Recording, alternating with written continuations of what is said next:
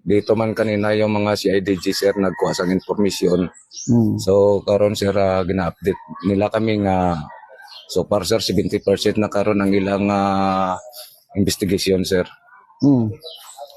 Sir, ano ang masiling mo sir about sa action sa mga otoridad subong sir nga so far 70% naman yun?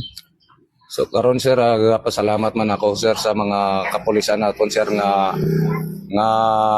ara sila sir nga madasig man ang ilang aksyon sir sa nga maresolba ang kagmatag anostisya ang pagkamatay sa akon nga bata sir. Sir, sa natabuan ni sir, ano ang reaksyon niyo itong nabalaan niyo sir nga nadamay ang bata niyo sir?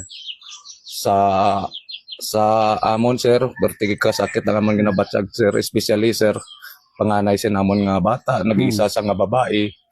So grabe ka sakit sa amon sir nga nadula sa sir. Subong sir, ang National Police na sir, si General Nartates, nanawagan na nga dapat maaksyonan ni. Ano ang inyong mapanawagan sa aton nga otoridad mismo sa gobyerno ta sir? Bisan sa mismo LGU Jensen, ano mapanawagan mo sir? Panawagan ako sir sa kay sir nga Nartates sir nga sana bago malibing man lang yung anak ko sir, mahuli na yung pumatay sir. At saka sa LGU Jensen sir nga sana humingi rin kami ng tulong sir sa regarding sa pagkawala sa bata ko sir nga si Nicer Roland Aguasico sir.